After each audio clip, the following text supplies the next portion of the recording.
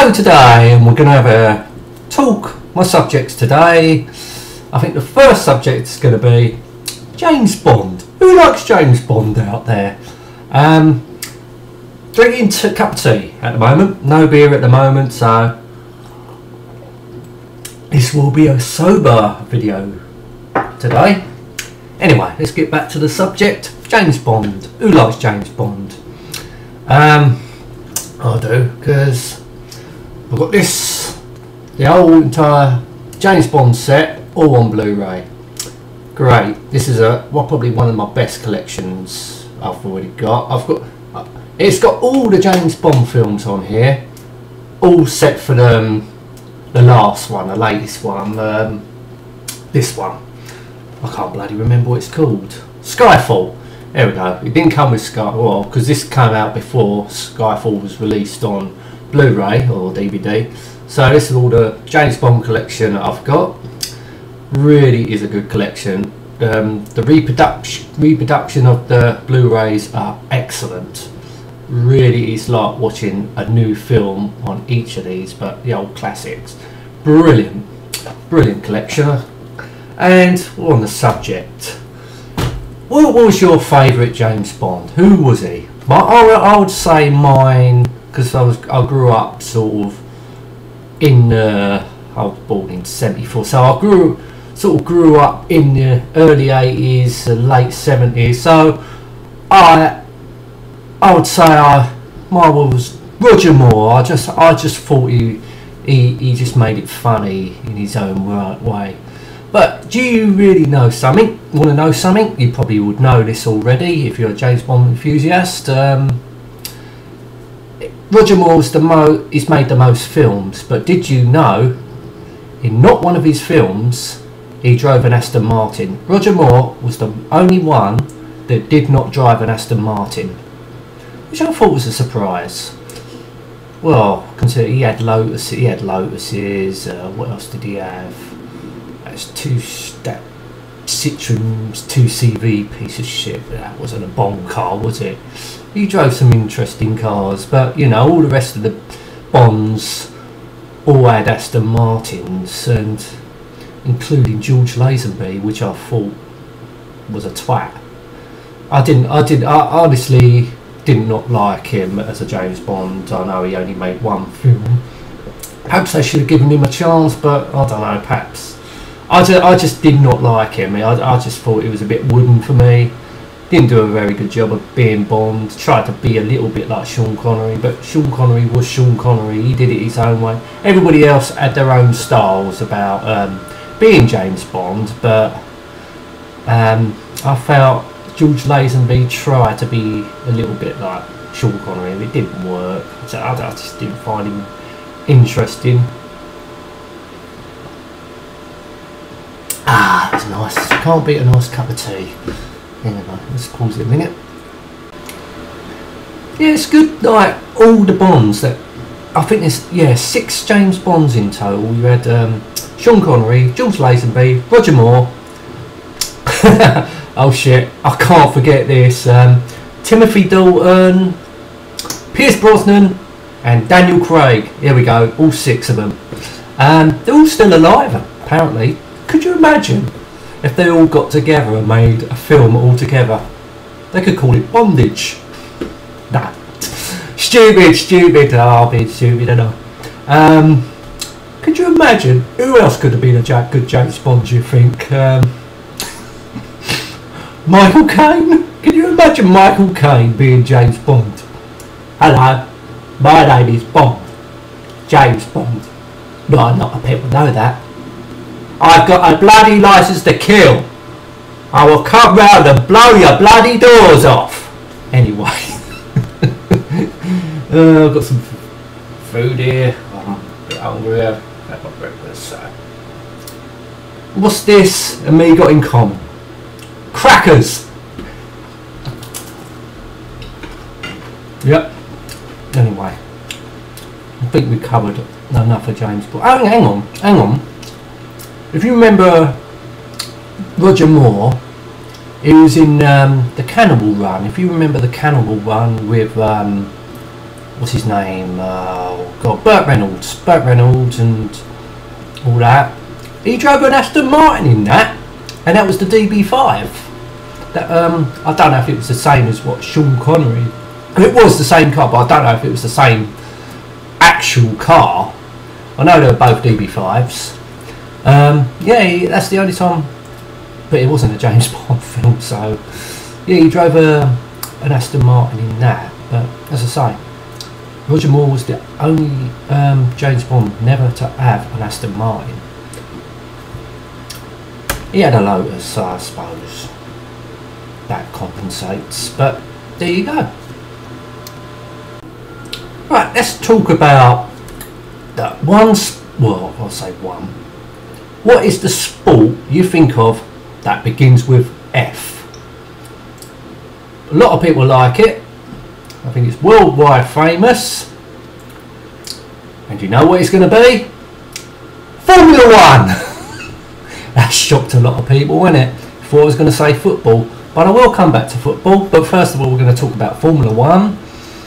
It'll be starting in March. I don't know what the day, but it will be starting soon. The full 2014 season.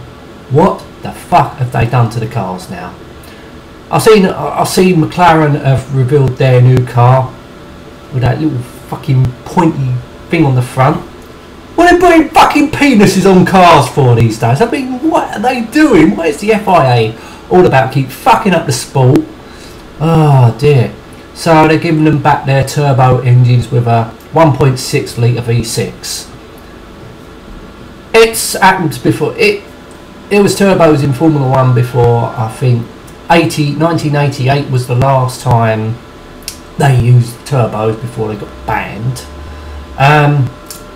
And I think there were four cylinder 1.6 V6 back then. With I think it was the McLaren Honda, which totally dominated that season. I think it was Alain Prost and Ayrton Senna. Ayrton Senna went on to win the World Championship in 1988. But yeah, it had I think it had a 1.6 V6 turbo engine, and 15 out of 16 races it won between the two drivers. Could have been 16 out of 16, but I think Senna was actually leading by a mile. I think he crashed out or something, but it could have been so easy 16 out of 16. Total dominance by the McLaren team. But bringing turbos back into it, I remember the days when they got banned. You had the V12s, the V10s, the V8s, 3.5 litre engines. God, now look at what they've done. They take the V10s away, put V8s in them, 2.4 litre. Now they're going to take that and put 1.6 litre, but you know, could make it interesting. But now they're making the cars look shit now, putting dicks on the front of it. Oh, I don't know, fucking FIA fucking the sport up again. Anyway, now I'm going to get on to football. Everyone's probably happy now that I'm talking about football. It's only going to be a brief chat. I'm not really a big football fanatic. Yes, I'm a Crystal Palace fan. That's probably why. Reason being, I live in Croydon. Crystal Palace is just up the road from Croydon. So I've never been to Selhurst Park in my life. Well, I have, actually. I have been to Selhurst Park. Sort of like when I was back at school. It was just like a field, I don't know, what do they call them when you go out somewhere with a class, you go and visit the football ground? I don't know, is it a field trip? Yes, probably a field trip or something like that. That's the only time I've been to Selhurst Park in my life, on a field trip at school. Yeah. I've also, when I was in Spain one time, I went on the excursion course to Nou Camp. I think it was is it Barcelona? Yeah, Barcelona's football ground. Nou Camp. Been in there. It's fucking massive. I'll tell you that. That was years ago I went there. That was the year when I think it was when Manchester United won the treble. If you're a Manchester United fan, Oh well. I can't stand the bastards. Can't stand Man United. Fucking hope they lose. I hope they go down the fucking hill because I fucking hate the cunts. Nah, well, I do. But you know, people will probably be thinking, can't say that. My beloved Man United. Well, I fucking can and I fucking did. Because I can't stand the bastards. Anyway, that's enough of that. Let's talk about the World Cup. It's this year. The World Cup in Brazil. England's chances. They don't look good, do they? Well, basically, like every other time, they fucking go over there and fuck it up. Oh, God. I've mentioned this before in one of my other videos. I said, will England win in my lifetime? I doubt it. If 1966 was the last time they've won anything, ain't got a fucking chance now. Fucking useless cunts we've got in the England squad. Really are useless cunts. You know, compared to all the bloody got Spain three times in a row they've won something. You got world class players out there. England, it's too hot. It's Brazil. It's too hot. Get the fuck over it. Why are you paying all this shitload of money? Jesus Christ. Fucking hell. Oh, he's tripped me. Oh, he tackled me. Oh, my leg hurts. Why are you getting paid shitload of money? Blade of grass. Oh. Cunts. Sorry. That's the way I feel. You get paid all this shitload of money and they don't perform. God. Fucking hell. I'm sorry, but they are useless. I mean, yeah. If you're going to pay someone all that money, you expect results. And, you know, paying 250 grand a week, 250 grand a week, something like that. Don't perform. I don't know, it might be different when you're playing international, but I know in the Premier League and things like that, you get a shitload of money. But anyway, that's enough about football. As I say, I'm not a big football fanatic, but I don't know if I'm going to be watching the Brazilian World Cup. It's going to be on at stupid times. It was alright when it was in Europe, or the last one was South Africa, wasn't it? That was at least like a couple of hours within our time, so I didn't mind watching the World Cup and the European Cup, but I am not going to waste my time staying up just to watch fucking England go down. Forget it. I've probably got better things to do anyway, like sleep. Just dream of England winning, because it ain't gonna fucking happen, is it? Unless a fucking miracle happens. Anyway, that's my talk about football. Yeah, this is just a quick subject before I leave you. Air shows. Who remembers air shows or lives near somewhere that has an air show? I live right near Biggin Hill Airport. If anyone out there in the Kent area, I live on sort of like the border of Kent and Surrey. I live in Surrey, but I'm near enough on the border.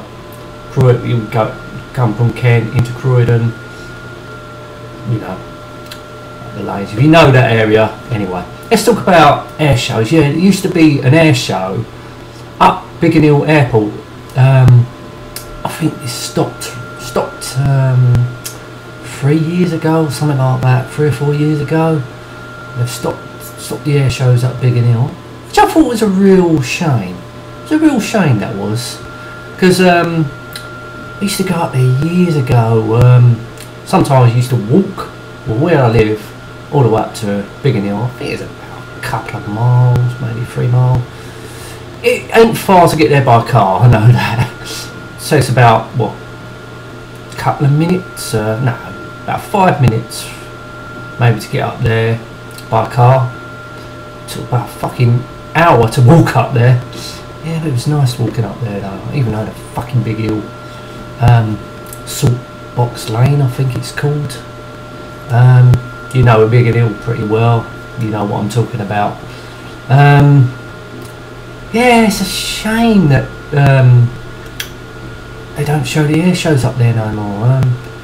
Seeing the planes fly over my house, red arrows used to go over back in the 80s. Everything used to fly, and then they put all this restriction shit up. Oh, we might have an accident. Oh well, let's take all the fucking fun out of everything.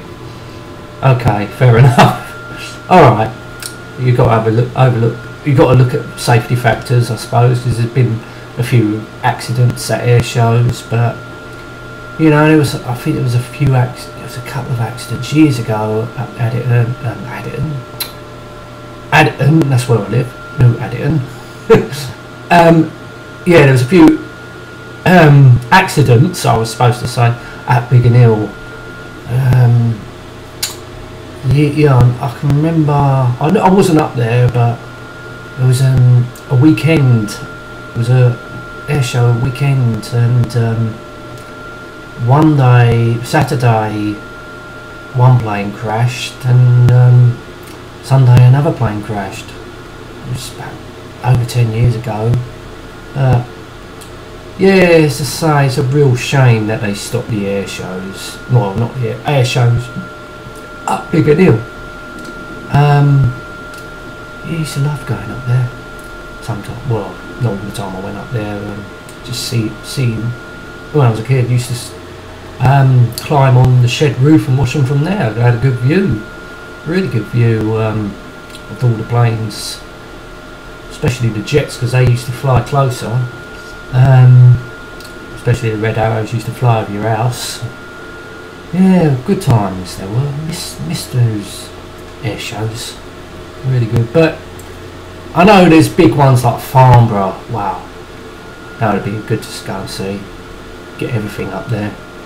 Yeah, it's a real shame that they stopped it at Biggin Hill. If you know Biggin Hill.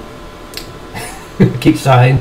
Anyway, I'm going to shut up now. I'm going to off the camera, and hope you all have a good day. Until next time, goodbye.